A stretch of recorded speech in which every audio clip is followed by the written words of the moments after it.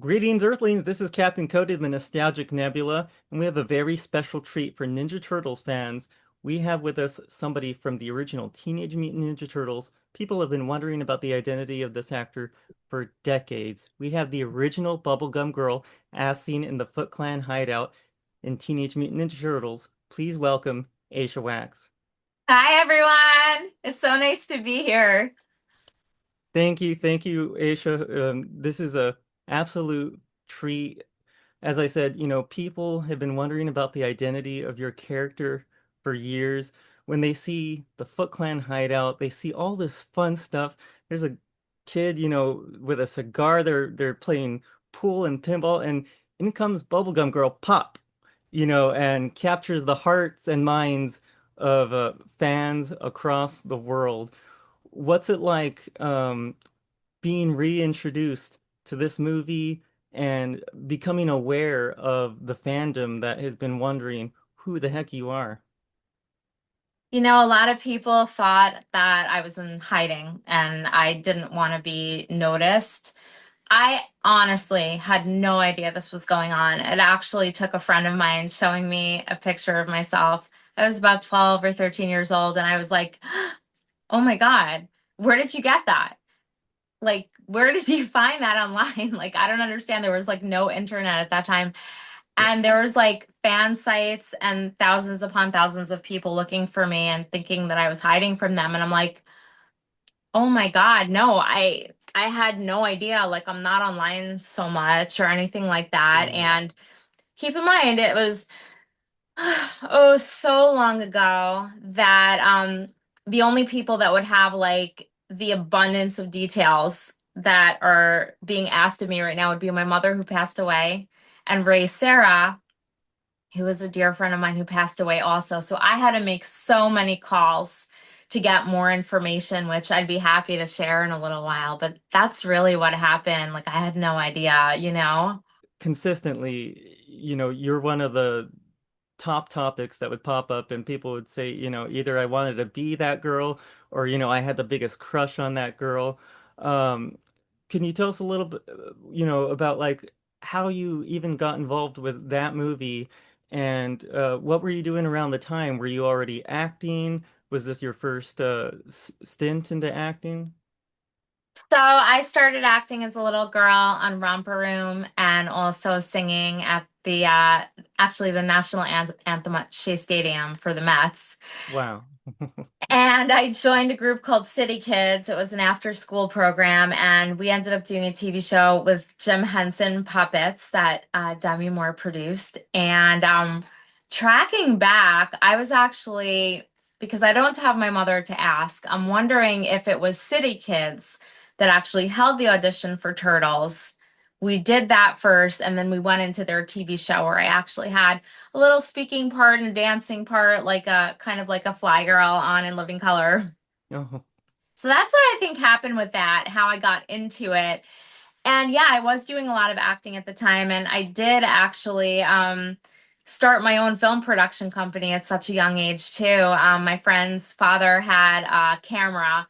His father was like a wedding filmer, right. and we used his camera to like recreate and make our own movies too. So I was so into acting my whole life, and I still am. But I was doing it on a daily basis between my projects and extra work and like walk-on roles that it was everything kind of like blended into each other back then. It kind of stands out to me more now.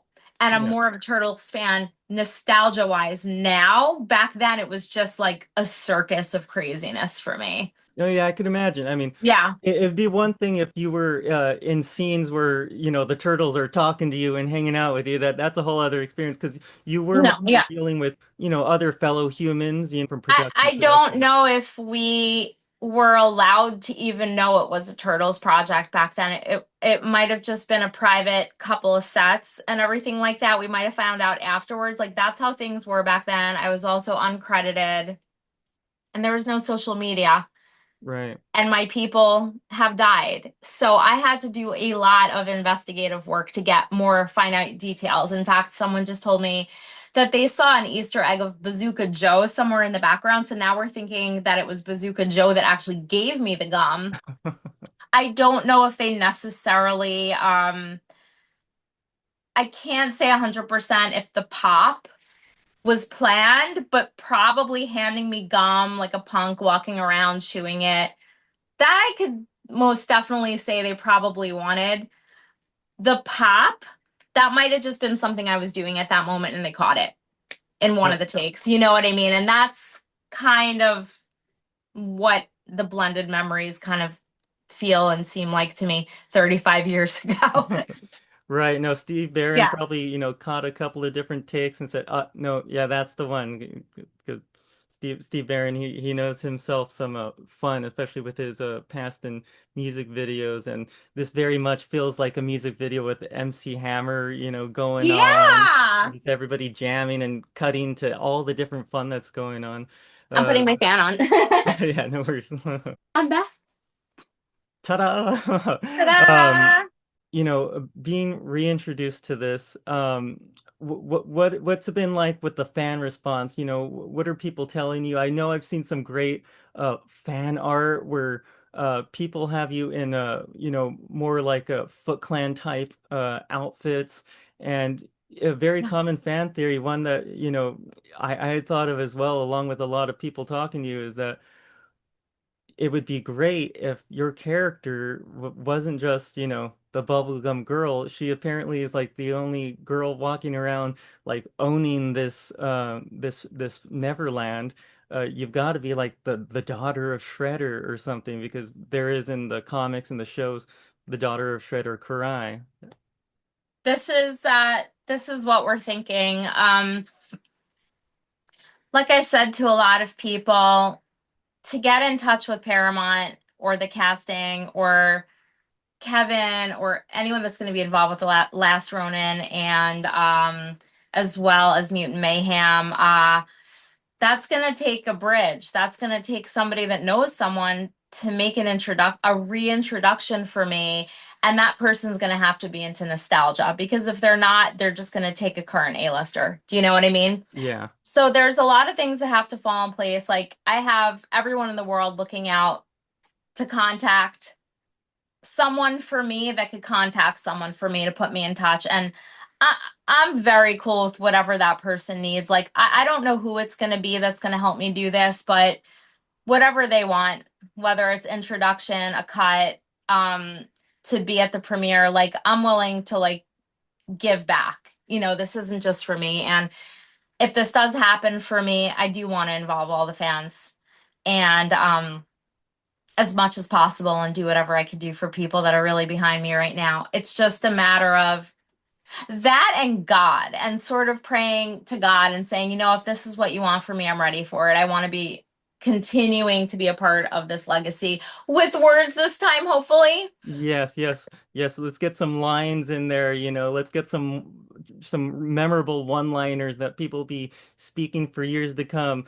That Pop would be and great. then, a line as well. That would be great. Like continuing on as the bubblegum girl or actually transitioning into Karai or what they feel appropriate. If I get put in front of the right people, they'll deem what to do with me. But right now, I don't think they know that I resurfaced because if they did, I probably would have heard from somebody. So this is all so fresh and new.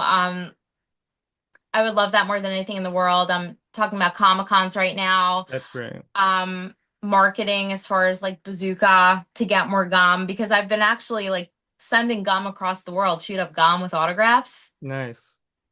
That's That been interesting. no, see, that's what the fans love. It's cool when actors do those fun things that are tying in with the things that the fans absolutely adore. And, yes, this is a call to action for all you fans out there, and let Warner Brothers know, hey, Warner Brothers and their sister Dot, we have a viable candidate for Kurai in the next Ninja Turtles product and show. So let's get this going. You, That's exactly what it is. And there might just be one person that gets me to the right person, but anyone that even tries, like I remember who you guys are. I'll definitely like list dates of where we're gonna be and what we're doing. Like I'll be your inside man here. I want this to be for all of us, okay? So if you choose me as your candidate, I feel like I'm running for mayor right now, like seriously. Yes, But yes. I feel like I could get the job done there. You know, people are talking to NECA. There's like an underground cult doll being made of me right now. There's a lot of Mhm. things like going on. So when people ask me what I want to do with my career next, I want to continue with the Turtles legacy. That is what I want to do with my career mostly, actually. No, Yeah. absolutely. You're cemented in it already so far, but there's still so much more to add to the Mount Rushmore of Ninja Turtles.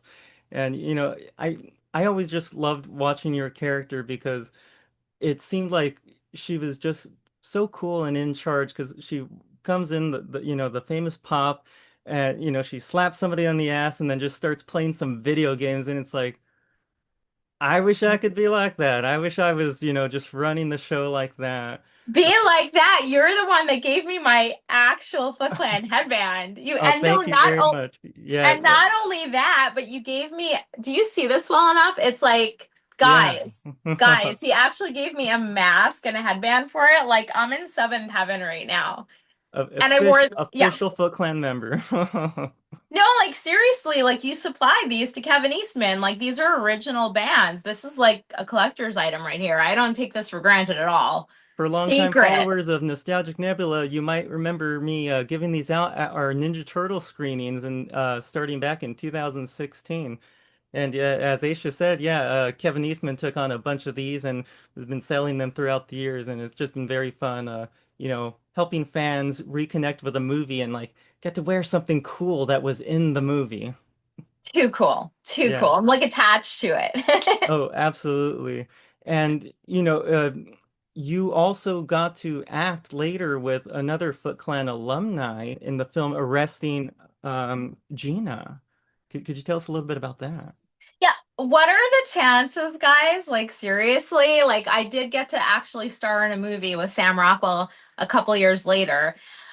Um, we um we did a lot of festivals with this film. This is why it's not so available, though somebody did post it on YouTube. I did win Best Actress for that in Brazil at the Olympia Film Festival, and it was the People's Choice Best Actress Award.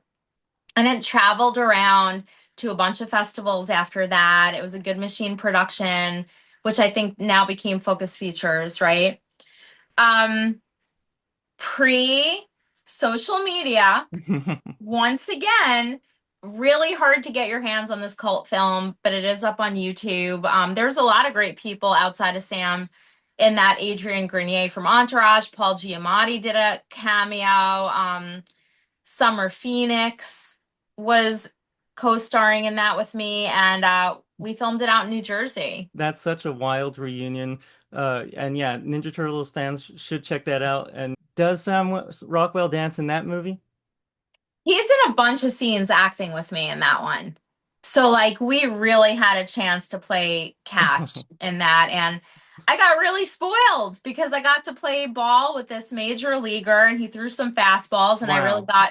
got used to that kind of speed with my improv, my rehearsals, and my takes. And now it's like, it is like an addiction, guys. You just want more and more and more. You do, the acting bug. That's why it's called that, you know? Yeah, I did musical theater, youth theater up through high school. Did you do any musicals yourself? Oh, that's so interesting. Yes, I did actually. I starred in all of my school plays, but I was actually like really shy, so people were shocked. I played the witch in Into the Woods. And Happy Halloween, by the actually, way.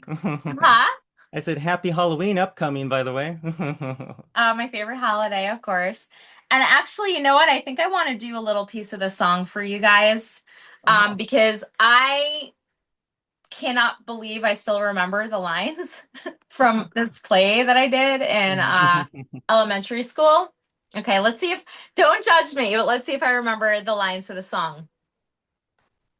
greens, and nothing but greens, parsley, peppers, cabbages, and celery, asparagus, watercress, and fiddle ferns, and lettuce. He said, all right. But it wasn't quite, because I caught him in the autumn in my garden one night. He was robbing me, raping me, rooting through my rutabaga, right in my arugula, and ripping up my rampion, my champion, my favorite. I should have laid a spell on him right there. Should have turned him into stone, or a dog, or a chair. No, but I let him have the rampion. I had lots to spare. In return, however, I said, fair is fair. You could let me have the baby that your wife will bear, and we'll call it square. That was Role was a magnificent. Bernadette Peters role. That was the role she had in Into the Woods. That was my witch role. Oh I my God. love playing my villains. I love Yes. playing the villain. That's my jam right there. Those are the fun ones. Those are the fun ones. Uh, that thank you, Aisha. That was a marvelous performance. And all Oh my right, God. I guess we got to start putting together Ninja Turtles the musical. They've done plenty of good movie ones like Back to the Future. So next is going to be Ninja Turtles, I think. Um, I love it. And you know what? I didn't expect doing this today. Like I did not think I was going to do that song in the show. It was just like an impulse. No, that's the kind of fun we have here in the nostalgic nebula. Things are a little unpredictable in outer space in the nostalgic nebula. Yeah, man. That's wild. But you're not only part of the Ninja Turtle family, you're also part of the Batman family, aren't you? I, I'm a Gothamite, guys. This it was wild. It was really a day play role. It was shooting on Wall Street. It was the Arkham episode. Shooting in the Lansky building. TJ Scott directed that one, I believe. And basically I was up against thousands and thousands of women, and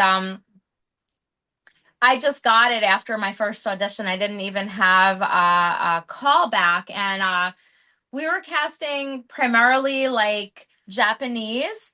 And the thing was, a lot of people think, and whether it's true or not, in my family history, a lot of people believe that I am half Japanese and half American. So that's partially why I think I got it, because of my look and my coloring. Another thing, guys, if you're people that like to audition and want to be in films too, one of my secrets of landing the role as a Gothamite is I went in full costume. And actually, I didn't actually know. Let me get this for you guys. I didn't know I'd be talking about this today. However, where is it? Where is it? There's a shirt. It's my lucky shirt, guys. No worries, you'll find it. Oh You'll find it. my God. I wanna find this for you guys. Let me put my glasses on. Do you hear me off camera? Yeah, yeah, yeah. Yeah, so it's oh, here it is. Here it is. So guys, this is my lucky shirt. It's vintage. Who designs it? Gemma, okay? You tie it around the neck, and I think it's from the year I can't say, but this is like a really old vintage piece. And I tied the bow tie around my neck, and I wore a pencil skirt and heels, as well as a secretary, like super pointy glasses. And I literally looked like I walked out of like 1950. The red lipstick, the red nails. I went all out for it. I really think the casting directors appreciate it. When you do the full look, you get into full character. Try to be as off book as possible. And guys, I really prefer, even if you miss like an and if but then, like a small little word. It's not Shakespeare, which I've done. I studied at Philip Seymour Hoffman's acting school called Center Stage. We did a lot of theater there. You had to do word for word there. When it comes to a first audition, I really believe in putting the script down. So if there you understand exactly what's going on, and you miss like a tiny little word, slap me on the wrist. Some people might not agree with me saying this. Like it really depends on your school of thought. I'd rather miss a little word and be completely into my character, off book and in the moment. And then if they want to tell me to pick up my script and like check out a word or whatever, I'll do that. But like that's my thing. I really went all out to become that Gothamite. And I got a call later that night to say that I booked it. I was on cloud nine because I knew, even though I was like really proud to do other shows such as doing scene work with on third watch with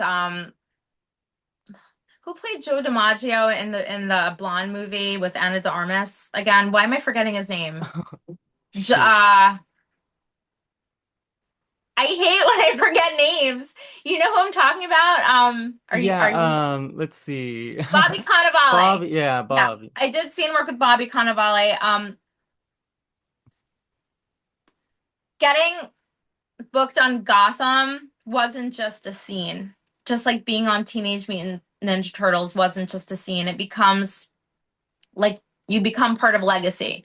You become like a Gothamite that day. You become part of the story, the movies, the history, just like being in this, you know? And I feel so blessed that I've already had the opportunity to be a part of these two projects. And I guess the only thing that's left, I have my like bucket list in life.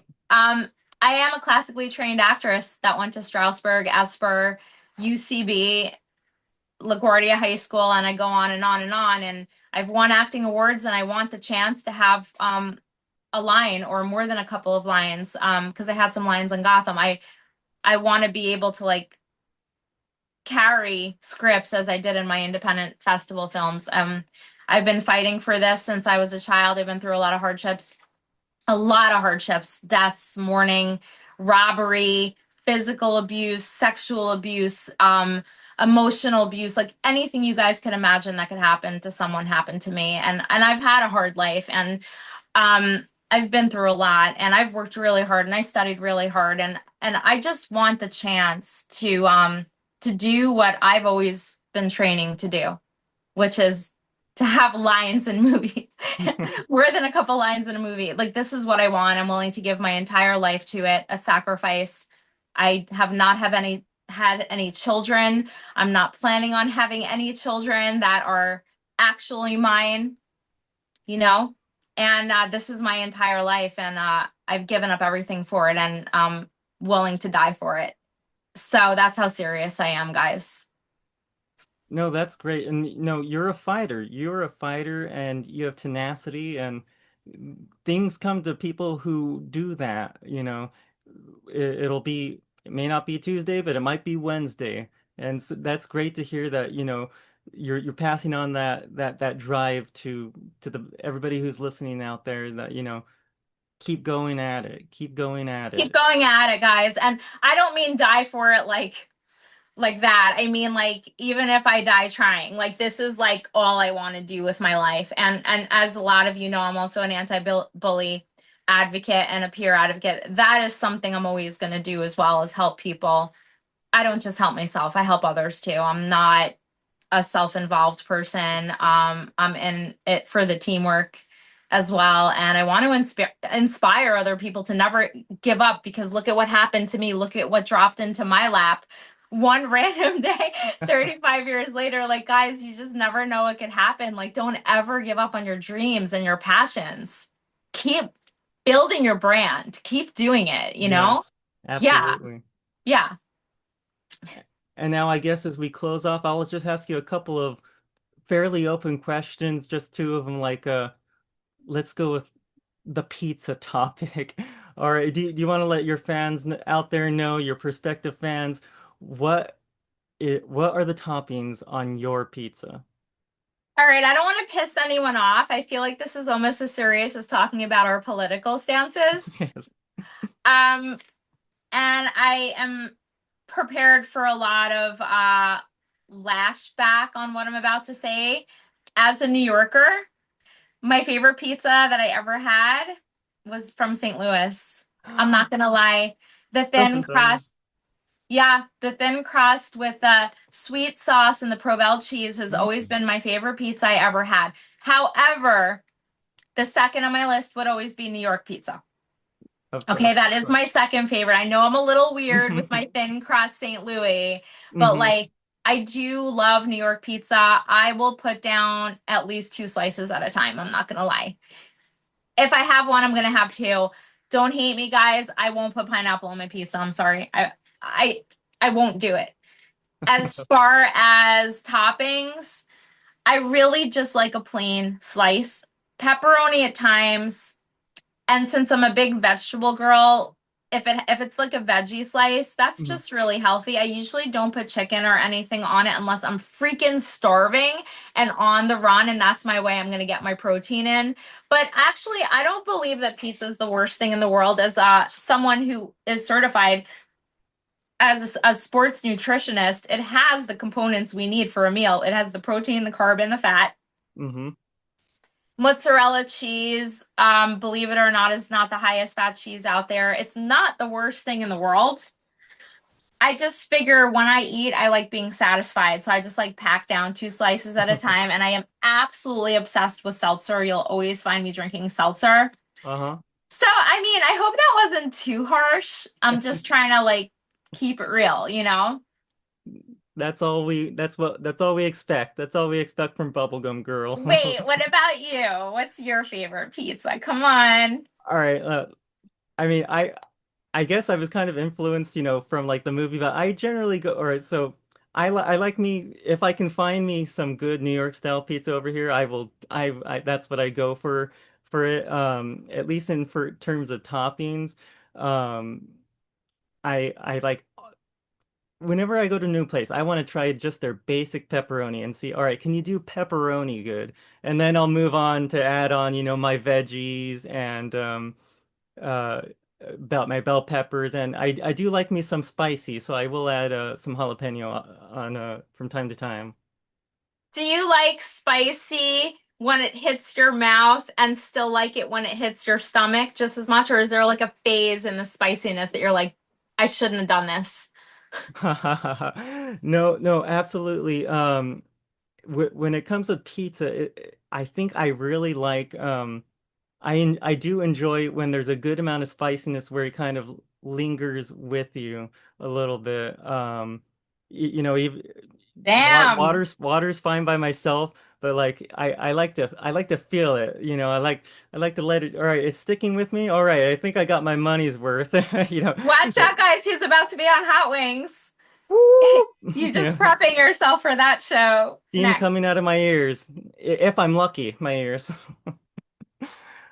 But no, that yeah, that's the pizza for me. I get it. You're brave. You're brave. Shout out to Giant Manhattan Pizza, which is shoot like almost a 15 to 20-minute drive for me, but totally worth it uh Yeah. to make it back here and enjoy, something like that Yeah. for sure. And then Yeah. I'm obsessed with pizza. Like, it's just my go-to when I'm hungry. It's like, I know it's not the no, healthiest it's thing in the world, great. but it's not so unhealthy. It's not so bad. When I was riding my bike from about an hour and a half ride from where I live to the beach by bike, pizza was my go-to because once I get to the beach, I said like I need to put me something yummy inside that tummy. And pizza, like you said, it was hitting the spot It never after a long fails. ride like that. It never fails. Mm-mm, absolutely not. Movies with badass girls. What are some of your favorites? Because I was partial to Mila Jovovich and the Resident Evils. Yes. Charlize Theron. She's always Yes. doing her thing. And then turn of the century, Charlie's Angels, Cameron Diaz and Lucy Liu. Yes. What do you got? I agree with everything you said, and I will piggyback off of that with Angelina Jolie, Tomb Raider. Yeah. Okay. Wow. Yeah. Um, and just like literally loving men's roles in movies and just wanting to change the name of a character and play what a man is supposed to play, just sort of feeling so empowered in a film, like films that are written for men played by women is kind of like a thing of mine Yeah. too. So I just want to say that too. And No, I know what you mean God, because, like, in the original Alien, Sigourney Weaver's character of Ripley was originally a man, there and you go. then they said, you know what? Not anymore. There you We like go. Sigourney Weaver. I mean, look at the Matrix and like Neo, like a character like that, like written like that. Yeah. No, absolutely. Not too many written for women that good. I mean, No, Trinity is great, but there's nothing like Neo. Come on. No, Yeah, exactly. You yeah. know, We all just want to be inspired. We all just want to muse something to drive us, something healthy that's not going to kill us, that is driving us forward, you know? no, absolutely. Oh yeah, I forgot to bring up one other thing. When you were talking about the like probably a Bazooka Joe's possible tie-in with the movie, and having you do the bubble gum, because I didn't. There's the scene where they have the pork rinds, and there's a famous, they say Yeah.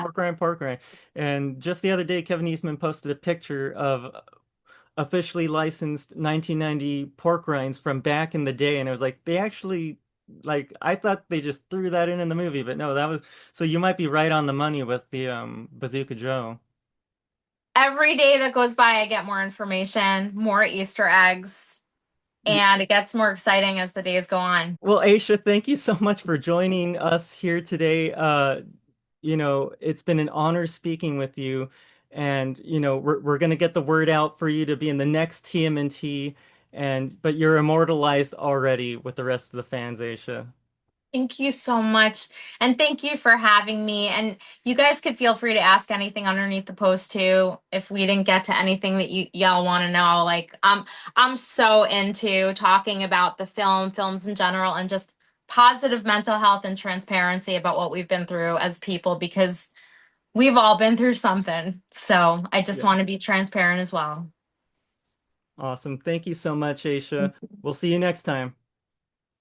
Cowabunga! Cowabunga!